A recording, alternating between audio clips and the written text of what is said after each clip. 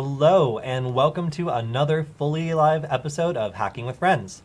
My name is Cody Kinsey. I'm a security researcher at Varonis, and today, as usual, we have my good friend and fellow hacker, Alex. Alex, thanks for joining us. Of course. It's good to be here.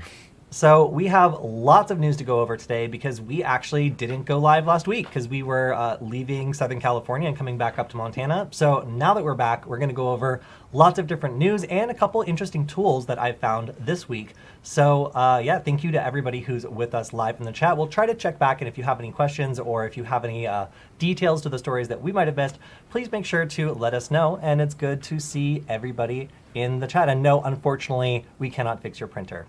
Okay, so let's go ahead and get started. The first thing I want to cover today is something that first came up when it was targeting, I believe it was McAfee coin. So if we switch over to my screen, we can see SocialHunter. And this is a tool that allows somebody to look for broken social links on a particular website. Now, what this means is that maybe there was a typo or somebody accidentally made a link that doesn't technically exist on that social media site. So this gives the opportunity for the same kind of thing that happened to precious McAfee coin, which was the ability to use a misspelled link to instead siphon people off into a scam. So often this can also be turned in bug bounty programs. So this is something that might be useful to people who are doing bug bounty programs to be able to search an entire website and see if anybody has maybe mistyped a link that could be hijacked and then used as some sort of phishing attack. These kinds of mistakes happen all the time, and frankly, being able to automatically find them is a really interesting and cool tool. Have you ever seen a domain hijack attack? No, but I've seen tools that you told me about, like DNS Twist, which utilizes that in order to give you a similar looking domain to redirect people to. Yeah, and actually, it's funny you mentioned that because DNS Twist was the first thing I thought of when I saw this tool, because they are kind of similar in ways where they're looking at a domain and looking at every possible other iteration that could possibly be used to phish users. Now, in DNS Twist case, it's taking an existing domain and looking for typo squatting things you might be able to do. And in this case, it's just looking for any possible misspelled domain that's not registered. So it'll go through, check every social link, and if it finds one that isn't registered yet, it means an attacker could go in there, register a social media account under that handle, and then boom, they have a link on the target's website pointing to this thing they've just created, which is a perfect vector for a phishing attack. So really interesting little tool. Just caught me as something that was really unusual and probably pretty useful if you're doing pen testing or a bug bounty program and you want an easy win. So very cool. Nice. All right, so I've also got a couple of things that I found on Twitter. One of them, and we can just jump into the news then, is the idea that you can get your money back, or your data back, by paying a ransomware group is pretty controversial. There's a lot of companies that will do this. There's a lot of companies that will not do this. And often they're not very transparent about what happened. And Motherboard is frequently one of the news organizations that's digging in to find out who did what when they were hit by a ransomware group after the dust has settled. And it looks like, in this case, it did not work out so great. So it looks like T-Mobile suffered a data breach and tried to engage a third party to pay off the hackers and prevent that data from being leaked. And it looks like that did not happen. While they did pay the money, the hackers, for some reason, were not very ethical. And after stealing the data, decided that they wanted to make the maximum amount of money off of it. And if you think logically, that means get the money from the company trying to get you to not sell it, and then turn around and sell it anyway, which seems to be the case here. So a lot of the time, companies are encouraged not to try to mitigate the damage of this by trying to work with hackers. It obviously kind of encourages bad behavior if an attacker goes in and steals your stuff and then you pay them to get it back. It just creates kind of a cottage industry of stealing and giving back. In this case, it seems like the hackers also kind of burn themselves. For other companies maybe doing this in the long term, knowing that even paying that money is not going to help them, actually kind of encourages companies to stop doing this sort of thing. So again, this is very controversial. Some people feel like it might be more prudent to just pay off the hackers if the company has the money and maybe reduce the impact. But honestly, the fact that hackers who are doing this sort of thing are implicitly not very ethical in the first place makes it pretty suspect as to whether or not they're going to follow through and keep their end of the deal, which in this case, it seems like they did not. Yeah, and so that's all for that story. It's just kind of a lesson that if you pay criminals for a guarantee, you might not always get it. It's the problem with double extortion. Like, they already have your data. They can, like, encrypt it and then, like, also put up, like, a ransom for it. But they already have the data. There's, like, no knowing what they're actually going to do with it. Right. They might just take your money. Yeah, and unless they're like a big cybercrime ransom group that is well known and has like a business model to uphold by like making sure to deliver on their end of the deal and develop a reputation as such, there's really no reason for some random cybercrime group to care whether or not you go and tell people that, hey, they're not honest. I mean, Right. it's embarrassing for you too. And that's why I think some of this stuff continues to happen, is because companies aren't open about like, oh, well, we tried this strategy. It was kind of dumb, but we tried and it didn't work. You guys maybe shouldn't try it either. The more companies kind of cover this stuff up and don't talk about it, the more difficult it is for other companies to make that decision fully informed. So I'm actually kind of glad that this got out and other companies are able to assess this before making the decision to possibly pay off a criminal group and further fund them. All right, Alex, what do you got? Ooh, so there's a flaw apparently in the NFT market. So, The what? the NFT market, Okay, our oh favorite, boy. our favorite form of cryptocurrency. So,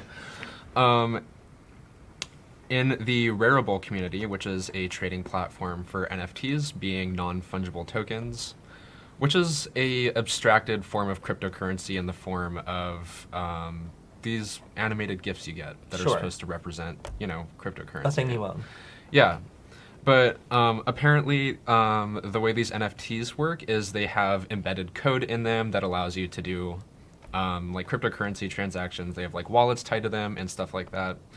But hackers found a way to embed custom code in these NFTs that aren't checked when they're uploaded to the site.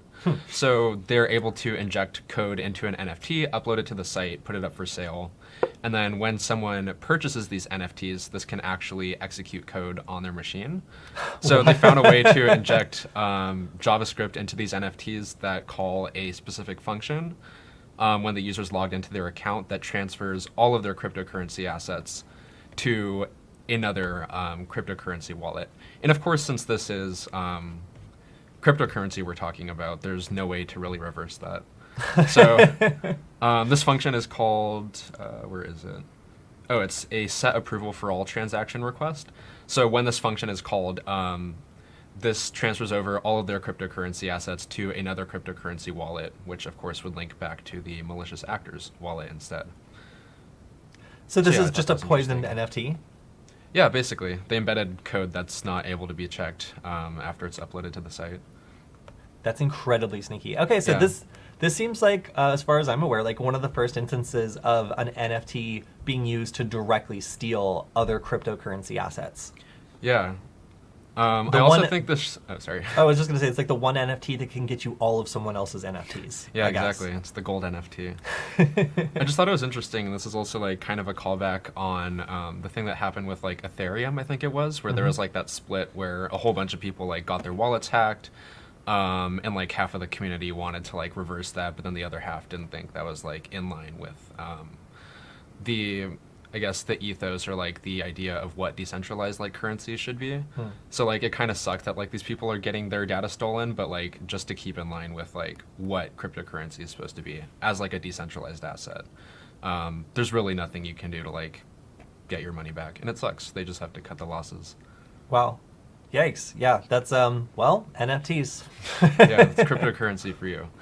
All right, so over on my screen, this is more of like a privacy advisory, I guess. If you have multiple Twitter accounts, which lots of people do, and I'm not judging you, I have multiple Twitter accounts too, there are ways of somebody who wants to link those accounts together to do so. And this is a big subject of like OSINT research, finding people who are creating troll accounts and stuff. And one of them, and this is something that could, for example, be used to find somebody who's logging into a bunch of accounts to conduct harassment or otherwise portray someone falsely. You can sometimes link these together by the links that they share, because for whatever reason, the new sharing tokens that happen when you are sharing a link have a T equals token added at the end, and it seems to be the same if you are sharing links on, let's see, it looks like the iOS app at least.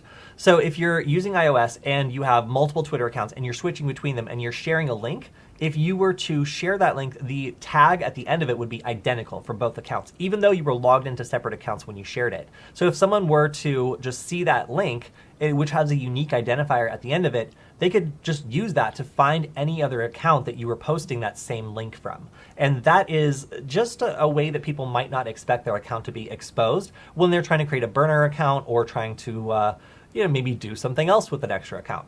So it's just an interesting note on the way that tracking links and tracking tokens work. Sometimes you're not aware of the fact that the actual app itself could be appending a unique token to it, kind of giving away the fact that it was published by someone using the same app on the same phone, even though they're using different Twitter accounts. So just an interesting tool for people conducting open source intelligence research into multiple Twitter accounts or trying to tie someone who might be sharing content across multiple different accounts. This is one way where you would be able to potentially tie somebody using the same Twitter app, but posting on multiple Twitter accounts. So both a privacy kind of bug for people who do want to have that extra throwaway account, and then also a useful tool for OSINT people who are looking to use a little interesting and little known, misconfiguration that allows tracking across multiple accounts. And I'm not sure if Twitter is going to fix this, but it is an interesting find and something that I did not know about.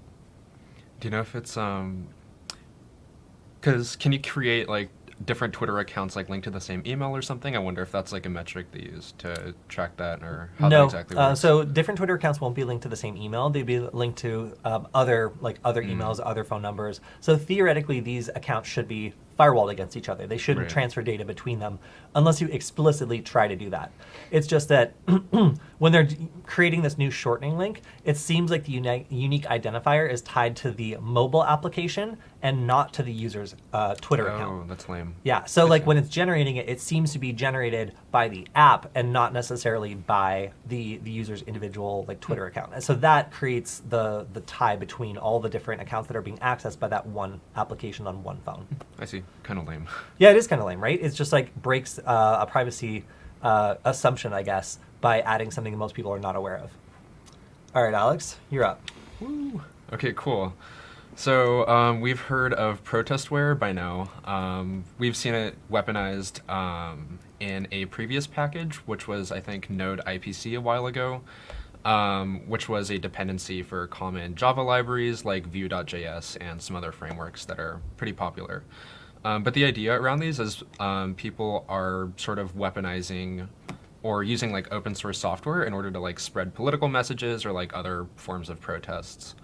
I think like the original thing that came out was like this guy who developed like Fakers.js and like Colors.js was just like straight up pissed that a bunch of like companies were like using his software and he wasn't getting like adequate compensation for it. So he just like directly sabotaged the software in response to that. But this has just been getting like a lot of uproar in the open source community because like obviously this isn't a good look for open source when people are like sabotaging these like free open like packages and softwares that a lot of people are using. But apparently there's a third occurrence of Protestware in the library event source polyfill, which is an NPM package, which of course is a distributor for various Java packages. So this one seems to be this one's like benevolent. No, I think that's the wrong word. Benign. Benign, yeah. The other ones like directly sabotaged the package themselves, like with the Node IPC thing. Any IP addresses that were detected to be in like Russia or Belarus that were downloading that package would just like have all of the files on their computers erased. But this one is more akin to, I guess, like peaceful protest. This one just like spawns up a message that declares that they don't condone like what's going on in Russia. And that they don't support the war and stuff like that. So I think this one was a more peaceful approach to Protestware than some of the other ones, but it's just interesting to see like how people are using open source to spread political messages. Yeah, well, with the climate over there, I imagine if a bunch of computers started popping up with protest messages, the police would just arrest the computers. So maybe it is a denial of service attack in disguise. All right. Well, that's at least it's not as bad as some of the other stuff that's been coming out through NPM, because NPM has been a frequent target, and we've talked about NPM like if not every week, then every other week that we do this show. Yeah, pretty much. It's also interesting to see Protestware becoming a thing now, especially with, I guess, just the current political climate.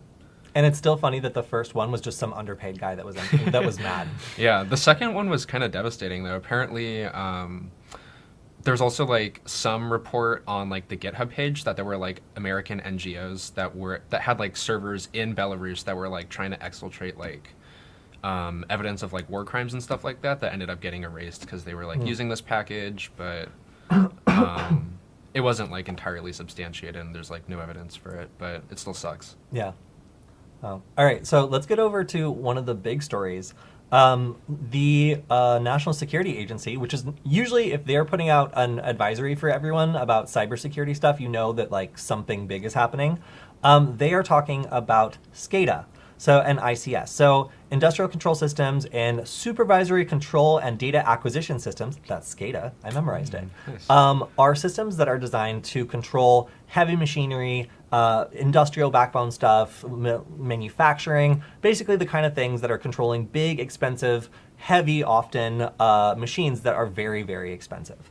And these are the kinds of things that generate power. They do all sorts of critical roles in our society, and they are controlled by a kind of limited degree of different computers that are specifically designed for monitoring and controlling these sorts of products. Now, the problem with that is because there's kind of a limited amount of ways you can do this, and there's a limited amount of manufacturers that produce products for the specific market, these are vulnerable to some sorts of attacks, especially because the general public doesn't interact with SCADA devices very often. So a lot of security researchers really don't focus on SCADA. And as a result, I would say it might be a little bit behind in some other areas that get a lot of attention and are kept kind of up to date by finding the worst vulnerabilities and getting them patched quickly. SCADA is kind of a dark area in hacking because a lot of people just don't interact with these devices. Like how often do you go by a system that's controlling a jet engine or a giant turbine or generating electricity for an entire city?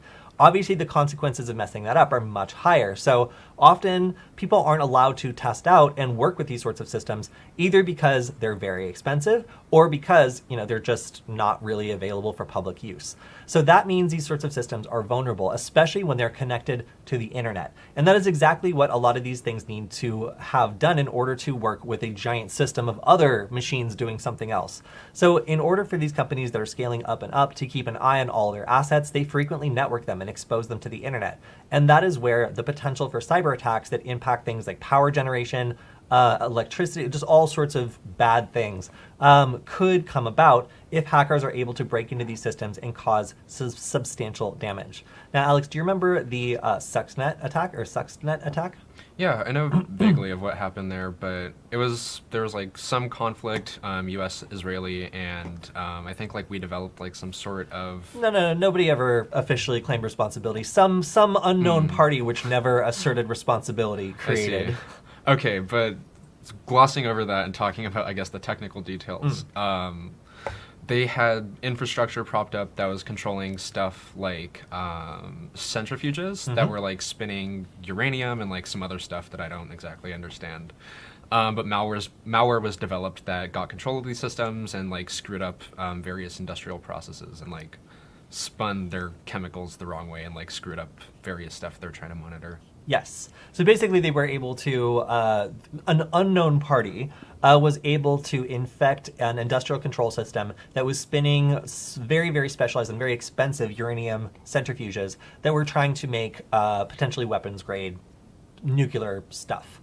And what was able to happen is the centrifuges spun so quickly they destroyed themselves and set the program back really far. And that is kind of the classic example of industrial controller SCADA hacking. But nowadays, because everything is connected to the internet, it is much easier than it used to be. And the problem is also that these SCADA devices now have something called, what was the name of the pipe something? It was Pipe Dream. An actual toolkit specifically targeting them that is being used by a state state-backed actor to try to aggressively gain control and break into these systems. So now that there's, instead of just a bunch of random different tools that might be used against it, an actually super flexible and very, very capable tool chain to go in, attack, gain persistence, gain privileges, and then eventually potentially destroy these systems. That threat being out there is a huge wake-up call for all these connected systems and all of us who rely on them. So this is kind of a scary and almost kind of chilling note to have out there, that these sorts of industrial control devices are now being targeted with a lot more advanced weaponry, I would say, than they have been before. So anybody who's managing SCADA, anybody who's managing industrial control systems, this is definitely a wake-up call that some of these are vulnerable, and there does need to be a certain layering of protection in order to make sure if there's some sort of unusual access, you're able to detect it and shut it down super quickly. Because a lot of these things are so expensive that if a threat actor was able to gain rapid penetration into your network, begin to destroy things and cause irreparable damage, there's really not that much time to react to this sort of intrusion because the consequences are so severe. So yeah, we're not talking about ransomware here. We're actually talking about like destroying computers, destroying equipment, being able to cause fires, being able to cause damage. And when you're talking about things that are, now I'm thinking of that Die Hard movie where they like reverse the gas flow and cause like, like that, basically that movie, it was kind of going off of like the worst example of what could happen. It's definitely within the realm, though, of possibility here. Yeah. So maybe not everything that happened in that Bruce Willis movie, but some of the things were basically based off of what could happen if industrial hacking became a heavy target of like an actual assault against a country. So not very nice to hear. And definitely a little anxiety-provoking, considering we all rely on these sorts of things, and they frankly have not gotten the kind of attention that a lot of other systems have, just based on their nature and the fact that they're not very available to the public. It's scary, but also interesting. And what I thought was particularly weird is, God, I forget who discovered it, but apparently the Pipe Dream software kit or whatever that's being used to exploit like these SCADA or ICS systems was like discovered before it was actually. Before anyone was actually able to weaponize it or like use it to attack anything. And there's like not a lot of details out there about like how it was discovered, who discovered it, but it's like tied to a somewhat anonymous advanced persistent threat group that's currently being tagged as the Chernovite Activity Group. Oh, over on your screen. Oh, yeah. Yeah, so I just thought that was interesting that it was like discovered before it was actually found being used in the wild. But yeah, of course this is scary and has like a lot of pretty bad implications for what can happen. Because also like there's just like a small amount of like companies that have like an oligopoly over like ICS and like SCADA, like Schneider Electric and some other various companies. And there's also like a small amount of, or rather just like a standardized set of like protocols and stuff like that that's being used to control like various like PLCs, which are like the computers that are used within ICS systems. But basically this toolkit just provides like a lot of automation that's able to be applied over different like ubiquitous protocols and stuff like that that's able to control these SCADA systems just because they're like found everywhere and like super common and implemented. Yeah, the standardization is kind of the problem here, because I'm thinking of like tools like Routersploit or Metasploit, which have presets based on known configurations that are out there that are vulnerable and make it really easy for anybody to run a pen test, provided you can learn how to use this toolkit. The thought that you could go from needing to be like specifically a SCADA expert in order to go in and do some damage to just using something like Metasploit to basically discover all the SCADA devices on a network, be able to like get root on them and then do whatever bad thing you want to, or whatever the equivalent of root is on a programmable logic controller. That is a very real problem now that this toolkit is out there, and somebody who doesn't have as much skill could potentially use it to automate a lot of the things that used to be difficult or would weed out a lot of threat actors from being able to pull off these sorts of attacks. Yeah. It's also kind of dumb, but I saw like one way to like mitigate this. Someone suggested using like industrial IoT or like IoT devices instead of SCADA. So I said it's like outdated and archaic. But I think that honestly just like opens up a lot more attack vectors. Yeah, no, IoT devices. Because there's like a lot more research into like IoT than there is SCADA, even though like to be honest, like some of it is kind of archaic. Yeah, that's a very funny take. It's a very funny take. But yeah, so I mean, so much of the United States still relies on SCADA devices in order to just keep things running. It's really important that people realize that this is a huge and underserved area of cybersecurity. So if you're just going into cybersecurity and this sort of stuff fascinates you, trust me, there's lots of need for SCADA hackers because there's lots of systems out there that really would make a lot of problems happen if they were to go down. All right, so shifting gears a little bit, what do you think of when you think of FreeBSD? Isn't that an operating system? It is. That's about as far as I know. Yes. No. So FreeBSD has a reputation for being like secure, and we covered it a while back on another one of our episodes. But what would you say if I told you that while scanning for Wi-Fi networks, it's possible to attack this supposedly very secure operating system? Whoa. So this advisory, written in typical FreeBSD style, as you can see, just text, nice. Goes through the problem and explains exactly what is going on. So apparently the 802.11 beacon handling routine failed to validate the length of an IEEE 802.11 mesh ID before copying it to a heap allocated buffer. What does that actually mean? Well, it means when it's in scanning mode and it's not associated with an SSID, a malicious beacon frame can overwrite kernel memory, leading to remote code execution. No workaround is available. Stop using Wi-Fi. Nice. Thanks, FreeBSD. Yeah, so, just don't is the word from FreeBSD until there's an update.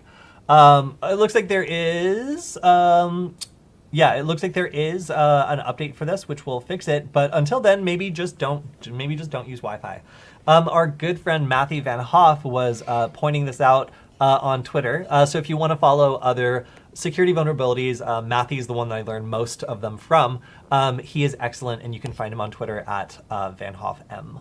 But yeah, he notes that this is depressing that these bugs still exist, especially in Linux operating systems that are considered by many to be quite secure and a better option than a lot of other operating systems that are less secure and use proprietary code and such. I guess it's just a straightforward way to mitigate anything, really. Just stop. Yank out the cable. Yeah. You're done. All right, moving on. This is actually about the last thing we were talking about. So this is I thought this was this link. So just talking about the different tools targeting the ICS and SCADA devices.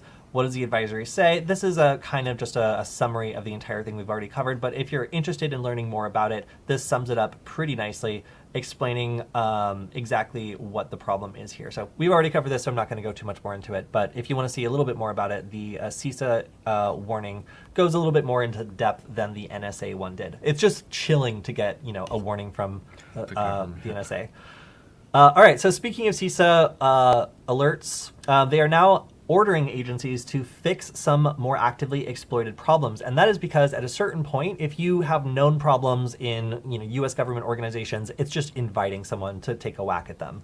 So at this point, they know that these bugs are exploited in the wild, that they are very, very serious, and they are adding 9 more security flaws to its list of actively exploited bugs. And this is also just a must kind of patch list that organizations should go through and make sure that they do not have any of them. Because if you are looking to get popped, this is the list to have on your network. So these are things that have exploits developed for them. These are often things that have entire exploit chains developed for them, where if you have this vulnerability, somebody can shoot a pre-made Conti ransomware tool or something at you and be able to break in, ransomware your data, and then just get money. So you don't want to be an easy target because all of these are old bugs. These are things that now have been around for long enough that people have really found ways of making it lucrative to go after them. And that means you don't want to paint a target on your back by having this vulnerability, especially if it is network facing or if it's able to be exploited remotely, which a lot of these are.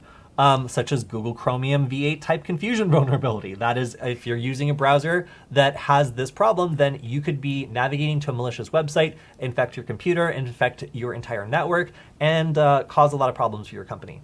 So, so this is mandatory for U.S. government organizations. They don't get a choice. They got to fix this stuff because it's going to make them look really bad if they don't. But all U.S. organizations are being urged to prioritize these security updates. So that means, even if you are not a U.S. government agency, you probably shouldn't just ignore this and be like, the government needs to be secure, but not me.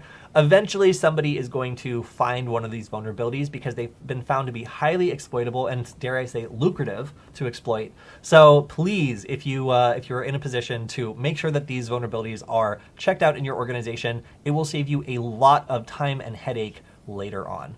You can check out the security bulletin from the security. I'm not going to trap. Cybersecurity and Infrastructure Security Agency. Sometimes I forget that one. So many acronyms. I know, there's a lot. They all sound the same. I remember the NSA.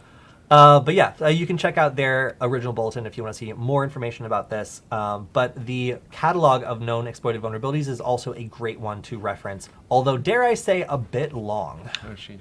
Yeah, so keeping up with the ones that are the most critical is probably a good idea. But again, these are, if you want a complete cheat sheet on all the stuff you should not have on your network, then this is probably where to go. I think that Google Chromium one is actually pretty funny because I think that one came out like March 25th or something. It was pretty recent. But Google patched that, and there was also like not a lot of details about like what actually was going on behind the scenes with that vulnerability, which was the type confusion one. But yeah, basically they patched that vulnerability, but there's another one that just rolled out fairly recently in the past 2 days that's also a type confusion vulnerability. Again, they're not disclosing a whole lot of details about this vulnerability, how it can be exploited or stuff like that. But they have disclosed that there are exploits that exist already for this in the wild. And that you should update to the latest version of Chrome. That's about as far as I know. That's all they're saying? Yeah. Yeah, I mean, a lot of these Chrome vulnerabilities lately allowed like an infected website to attack users by taking advantage of whatever this problem is. And they seem to be very tight-lipped about, what the actual problem is behind the scenes just to prevent people from developing exploits. But Right. sometimes, like when they do that, and this is just pure speculation, it very closely follows on the heels of some new thing that the NSO group has done in order to make Pegasus spyware better. So frequently this is a cat and mouse game between APTs and Google.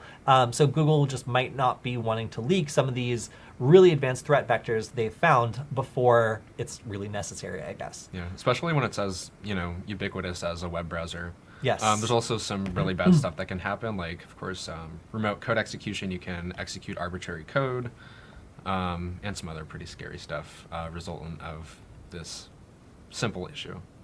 All right. Over on my screen, we'll go through this one pretty quickly, but this Cisco vulnerability let hackers log into a variety of different network devices. That would be these wireless controllers, a Mobility Express, and virtual wireless controller, using just like whatever password they wanted. So this was a flaw that basically prevented validation of something that was just an excessively long password in this field and caused a hacker to be able to log in as basically whoever they wanted to be by using a certain just like overly long string as a password.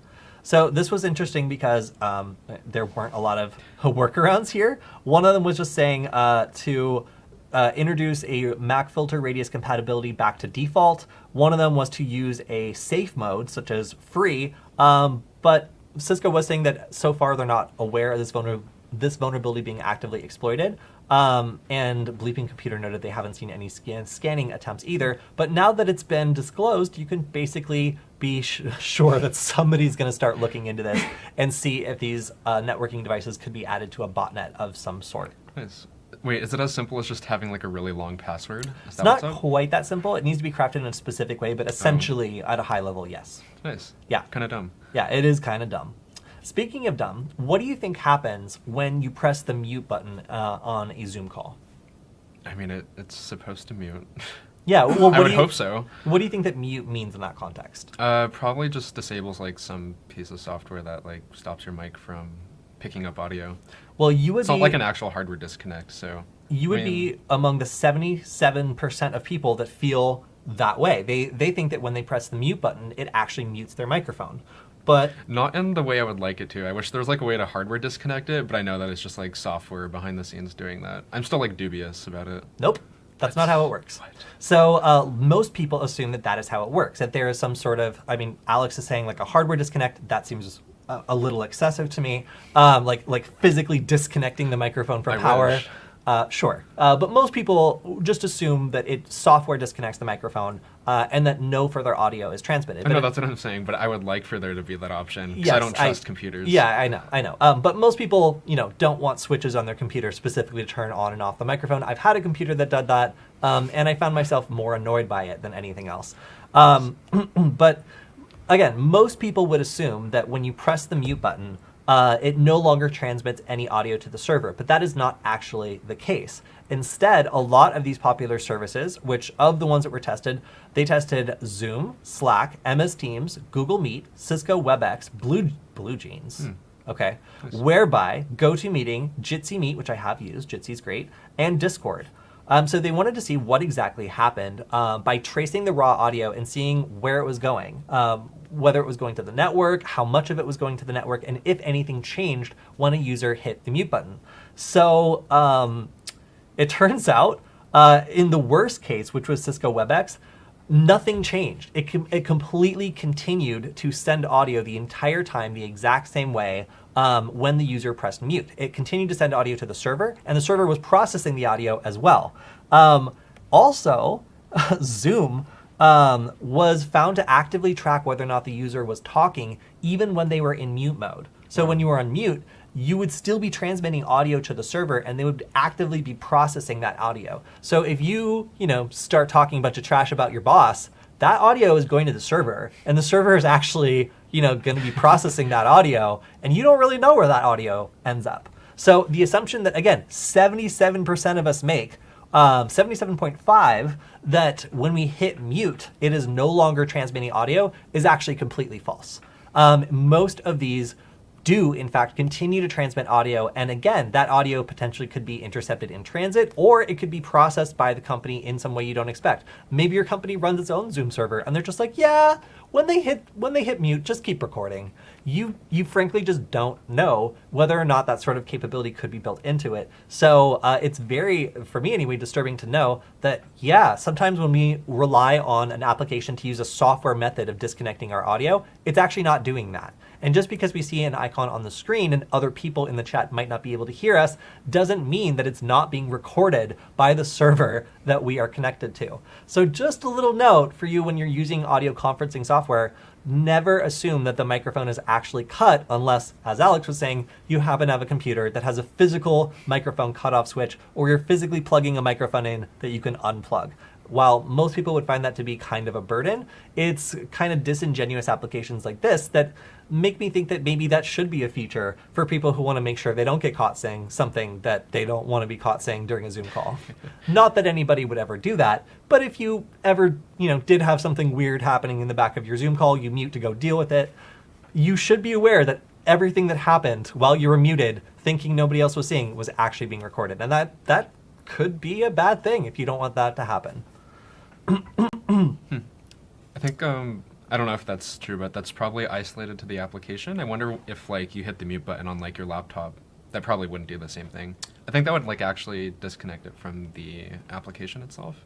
Well, it depends. So and it goes into all sorts of things like the operating system and whatnot. Yeah. So so a lot of the time, anything that was using a web browser was actually able to be successfully muted because it was doing a software mute from the browser. So it was mostly the actual apps that were really the problematic things here. When you're using the web browser, it actually did seem to more or less work the way it was intended. So that is one plus here. But yeah, it really depends. Because if you just mute, I don't know what button on my macOS computer mutes the microphone. Do you know which button on the... I know I have a physical button on here that does the muting that I can press, but yours is obfuscated behind a software little touch bar. Wait, that was the... that's for volume. That's for volume. Okay, no, this one's the microphone. Okay, so yeah, you do have a button that increases and decreases the volume on the internal microphone. I'm not sure if the application's connection to the microphone is dependent on the level that you set. Or it does that itself. It really kind of depends on the way that the particular operating system you're using handles that. Linux, I think, is probably much more likely to be able to interrupt that because it gives you more control, whereas Mac OS or Windows may not let you do that at all, or may give the application the ability to set its own connection to the audio sync and set its own audio levels. So unless you physically disconnect it, I would just not trust that the microphone is completely off during one of these calls. Kind of creepy, right? Because, like, Yeah. again, 77% of people really didn't think this was the way it worked, and nobody bothered to tell them that it wasn't. So, sorry, everyone. Sorry, 77% of people that already thought that wasn't the case, and sorry to the rest of everybody who already knew this, I guess. Sucks. Yeah. All right, Alex. Cool. So hackers use Conti's leaked ransomware to attack Russian companies. So we talked about this before, the possibility of sort of leaked ransomware from high-profile threat actors like Conti being used, like by, I guess, just like lower-level people that are just like trying to hack stuff, and the possibility of being able to like weaponize these pretty devastating like ransomwares to do bad stuff. But in this case, the hacker group NB65 that we talked about before, which seems to be... Go on. Yeah, that name is funny. It is funny. A hacking group that seems to be targeting their efforts towards Russia has weaponized one of Conti's most popular ransomwares to directly attack various Russian organizations. So I thought this was just an interesting demonstration and showcase of this actually being used. So I actually follow them on Twitter. They're pretty great. You can follow them at XXNB65 for updates for what they're up to. But yeah, they're basically just turning this against various Russian organizations and using software that was actually developed by the Russian-based threat actors themselves, Conti. Ironic. Yeah. Yeah, it just shows that these like ransomware as a service things can easily be turned against anyone. Right. Even the developers themselves. Yeah.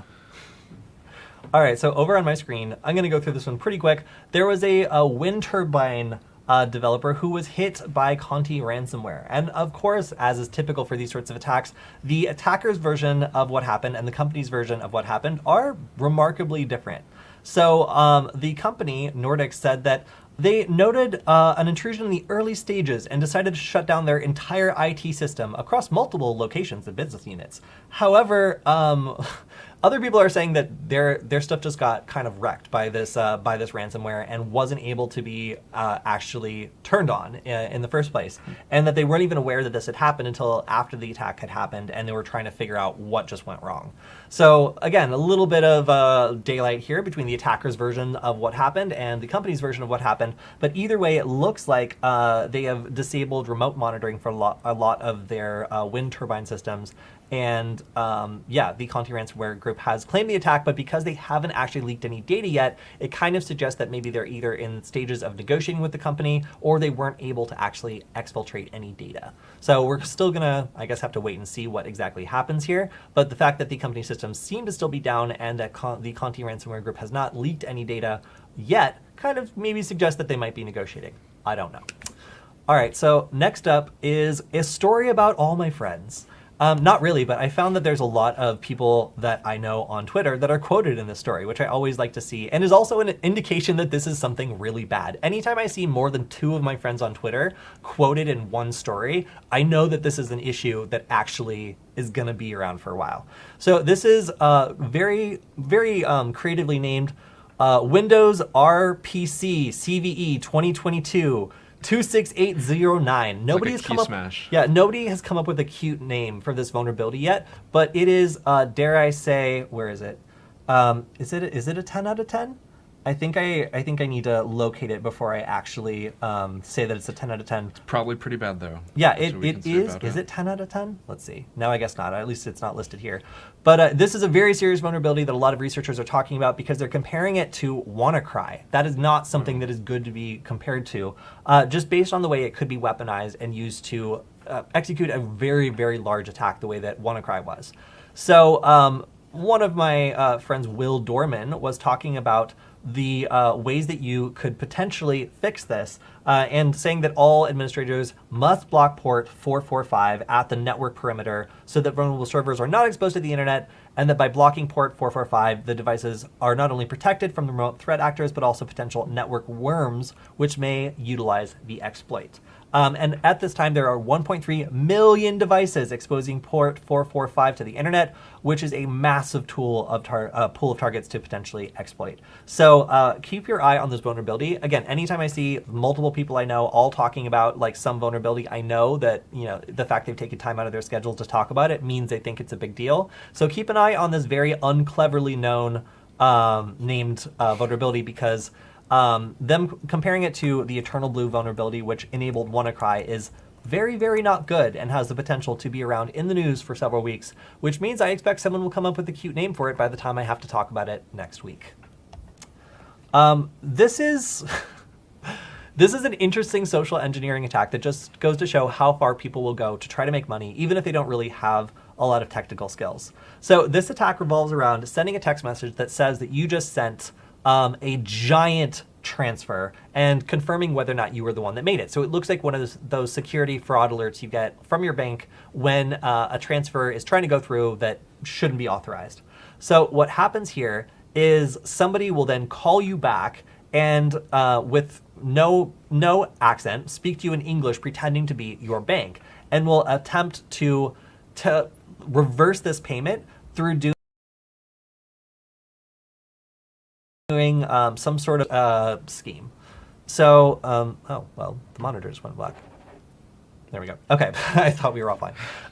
So it looks like this is a purely social engineering attack. Like you're speaking to someone that thinks, that is pretending to be your bank, and it really sounds like they could be somebody from a call center. But in fact, this is someone who is doing a pure social engineering attack. There's actually another banking attack I'll get into shortly that is also a social engineering attack. But it looks like the goal is to trick victims into reversing the fake payment by asking them to remove their email address from the payment app that is being targeted here. So what that looks like is, you'll get this text message, you'll get a phone call, and they'll say, "Hi, I'm from your bank. We're going to reverse this transaction, but I just need you to delete your email account from this and then send the transaction back to yourself." So what they're actually doing is, as soon as you remove your email account from that banking app, they will go and put your email account into their banking app. And as soon as you initiate the transfer back to yourself, you're actually transferring it to their bank account. So this is a very simple swap. And by them telling you to first remove your email address and then second, send a payment to yourself, they're actually setting you up to send a payment to somebody completely different. So a kind of like elegant and simple social engineering attack. Another one that I think is interesting, which I think is, oh no, wait, that's the wrong one. Another one that I think is interesting, which we'll get to in a little bit, simply, where is it? Simply redirects calls that you attempt to make to your bank. So it literally just sits and waits for you to try to call your bank. There we go. Here we go. So this Android banking malware waits for you to attempt to call a customer service of your bank and then redirects the call to scammers instead. So it just sits dormant the whole time? Exactly. To call? Yeah, so it just waits until you attempt to make this call and then will redirect you. So that's pretty funny. And it pops up this screen that looks like you're calling something like in reality, but instead it is a fake calling screen. It might tip me off that it was in Chinese, but I don't think it's in Chinese. That's Korean, I'm by the way. so sorry. Hey, our viewers thought you spoke Korean. Oh yeah, I don't. You betrayed yourself like that. Yeah, sorry. But yeah, if you don't want it in a different language, I imagine this comes in different versions that aren't South Korean. But this sort of banking malware will connect you with someone who you think is a legitimate representative, but instead is just there to steal your stuff. So yeah. That one's ridiculous. Yes, it is really ridiculous. All right, so I've got one more related to cryptocurrency. I've had enough crypto nonsense today. You think so? So this Ethereum developer has now been imprisoned for helping North Korea evade sanctions by teaching them a whole bunch about Ethereum and going to North Korea as part of a conference and engaging with a bunch of people there who may or may not be linked to stealing Ethereum. So that's kind of, I guess, what happens when you go to a sanctioned country and help them get around sanctions by raising money in cryptocurrency. And in an unrelated note, the FBI has linked the largest crypto hack ever to North Korean hackers. I wonder where they learned to do it. Oh, and look at this. By hacking Axie's Infinity Ronin network bridge, they were able to steal a bunch of Ethereum. I wonder who told them that would be a good idea. So, of course, I'm not linking these two stories together, but they do seem to have a lot of common elements, like an expert in Ethereum, North Korea attempting to evade sanctions by using Ethereum, and then them evading sanctions by using Ethereum. You can see the correlation. Yeah, there's a little bit of overlap here in terms of themes. So it looks like this Ethereum address was linked to the Lazarus group, and the address has now been sanctioned, is what the United States government has said. I don't know if that means they've recovered it. It kind of seems like they might be more prominent about that if they'd frozen the funds or something. But either way, that was a lot of Ethereum. And it seems as though the North Korean hackers have gotten a lot better at moving around cryptocurrency to try to evade these sanctions. Dang.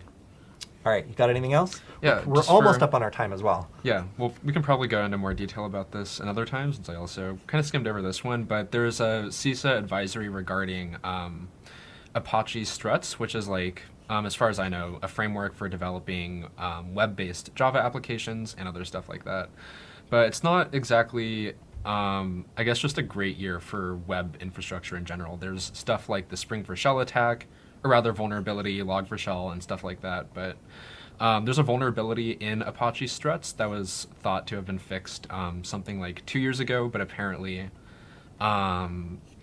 there's a new exploit that was discovered for this that's based off the same vulnerability, which is within the OGNL, or Object Graph Navigation Language, that basically allows an attacker to malform some parameters in various tag attributes. I think it was like the content type of HTML that was submitted. But basically, when you inject like an array full of various values, it gets parsed the wrong way, and data or code that's injected within this array can be executed on the server side. So this obviously has bad implications, and well, I guess any sort of web server vulnerability has bad implications, since this is such a ubiquitous piece of technology. But CISA put out an advisory to update to the latest version of Apache in regards to this, so that way you don't find yourself vulnerable to this.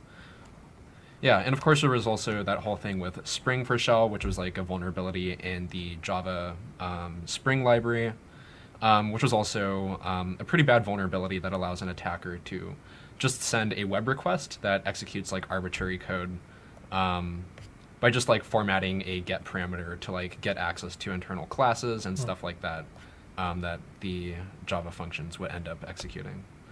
Yikes. But yeah, all scary stuff. It's no fun when your web infrastructure is vulnerable.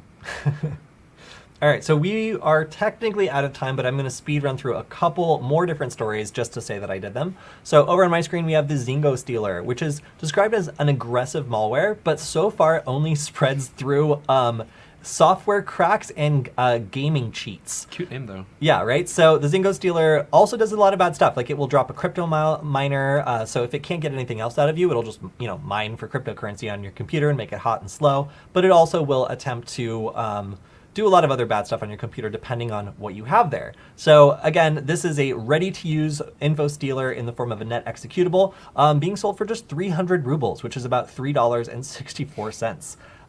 So yeah, this is something that again is mostly being spread through people downloading cracked applications and stuff like that. But for now, if it is able to be paired with another infection vector, it could become much more serious.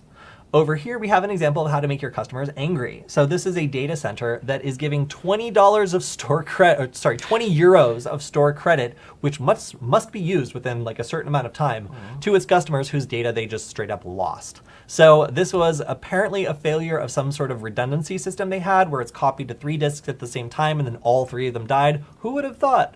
And they've alerted their customers that they are now eligible for a 20 euro cloud credit. Hooray! That's definitely going to make them much more calm.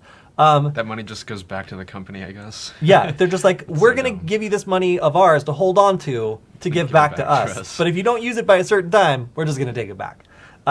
They say, we still hope that you will accept the gesture. What gesture? Okay, well, I'm not a customer of this company, so I'm not mad, but I imagine the customers of that company probably are, because it's not nice. They should have gotten them like a Starbucks gift card. That would have been nicer, honestly.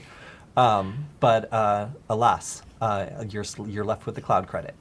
All right, so then this is a good story. Finally, I figured we should have a little bit of good news. GitHub can now alert of supply chain bugs in new dependencies. And these are usually deliberate bugs that are introduced in order to create vulnerabilities in something to allow backdoor access or something like that. So now that GitHub can scan these before allowing some dependency to pull new code into your project, it allows you to be alerted when a critical bug or something else that's been documented has been found in a dependency that is attempting to be updated or otherwise pulled into your code. This is a big problem because supply chain attacks are super common now when it comes to somebody shipping a malicious version of something or some sort of misconfiguration or problem, allowing a malicious version of a library to be pulled into code that's used by lots of people. So this will theoretically help prevent against this sort of attack, and is a really good feature to see implemented to make it easier for developers to avoid these sorts of attacks that often they're not able to spot unless they really go into the rich diff of code that's being added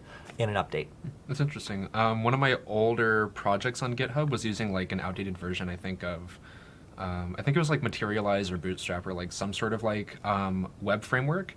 But I got like a pull request from the GitHub bot that was like telling me to update it just because it like discovered like some vulnerability in it, which I thought was really cool. Yeah, that's really nice. Having these extra features and having, AI like look around a little bit for you and then alert you to things you might not have time to notice is definitely a useful feature of GitHub. Yeah. All right, so over here we have the Bearded Barbie Hackers. Oh my god, I saw this one. Yeah, which is a group of Hamas-linked hackers, I guess you call them, that are catfishing Israeli security officers. So they will create a profile that is usually based on either stolen profile photos or just AI-generated profile photos, and then go back and forth for a while, talk, switch to WhatsApp for better privacy, and then suggest after an erotic turn that they pivot to a more secure and discreet IM app, which is actually the volatile Venom malware. Wow. So the operative then sends them a RAR file, which is a sexual video, but instead is actually a downloader for the barbed wire backdoor. All these sound nasty. The volatile venom leading to the barbed wire backdoor. Yeah, I love this like fake woman diagram though. Well, it's happening. Like and let's just say we don't know that the people who are catfishing have beards. It could be a bunch of pretty ladies doing this. We don't know. Do they contract pretty ladies to do the catfishing, or is it just like some sad guy that does all the talking? No, makes you wonder. No, I don't know. There could be. Let's just say pretty ladies can hack too. So it could be no catfishing actually. But in any case, it looks like it is. There's multiple different ways for them to get the victim to infect themselves. And this has been something that the Israeli security officers have had to start looking out for. So just know that these AI-generated profile photos and some of these other techniques are really easy to do. And if you can trick someone into doing something they know they're not supposed to do, then it is pretty effective as an attack. All right, so it looks as though NSO Group is back in the news in a particularly awkward situation where senior European Union officials were targeted with this Israeli malware. And ironically, the way they found out about it wasn't through their own security apparatuses. It was because Apple emailed them and said that they had been targeted by certain attackers. And this is something Apple has been doing as they uncover these attacks to kind of get ahead of NSO Group and make sure that their victims are alerted to what is going on. So again, this just puts NSO Group in further hot water, which I didn't even think was possible based on all the things that have happened over the last couple of months. And finally, this vulnerability is called Not Get Bleed, and this is literally just human error. When GitHub asks you to commit something, it will ask you sometimes it'll ask you for your username and password, and sometimes it'll ask you for like something slightly different, like your username and like a comment or something. And as a result, people have accidentally typed their username and password into this while committing, and because there's no immediate feedback that you've done something wrong, accidentally committed their credentials into the metadata of their GitHub projects for several years. 50,000 to 100,000 user credentials may have been affected by this just kind of fat-fingered problem. So this is not so much I would almost call this a design issue, but it does manifest itself into a security problem when credentials are involved. So in this case, the fact that there are two almost identical looking prompts, one of which requires your credentials and one of which does not, and the one which does not doesn't warn you that you just entered your credentials. This is a way that lots of developers have been accidentally entering their credentials into GitHub metadata, allowing attackers to potentially find it and then log into their accounts. So whoops. So this is, again, not so much like a real like exploit. This is just a mistake that tons of people have been making over a long period of time based on what I would say is a poor design choice. Probably makes it really easy to just like automate a scan for these credentials and stuff like that. Because there's already lots of tools that exist for finding like leaked credentials or API keys or stuff like that on GitHub. But like the actual GitHub credentials themselves, it's pretty funny. Yeah, it looks like this is how they did it. They were able to just grip through and see whether or not some of these GitHub repositories stored credentials, and yeah, they did. Dang. Yeah. Nice. So very, very interesting. We're now officially out of time. I just wanted to speed run through some of those because especially the fat-fingered GitHub issue I thought was very funny, that so many people might have accidentally exposed their password via a design issue. Is pretty crazy. But yeah, if you have any thoughts or comments on the news stories that we've covered today, make sure to drop them on the YouTube video, and we will try to answer them on our weekly, at our new time on Wednesday, or rather our new day on Wednesday, Q&A sessions, which will be on Hack5 Live. So make sure to show up then if you have any great questions to ask us, or if you want to make sure your question gets in early and we answer it on the show, make sure to leave it as a YouTube comment on our Security Forward channel video, and we will talk to you then. Alex, thanks for joining us. Of course. And thanks to everybody in the chat, especially you, Zam. We'll see you all next time on Wednesday. Bye.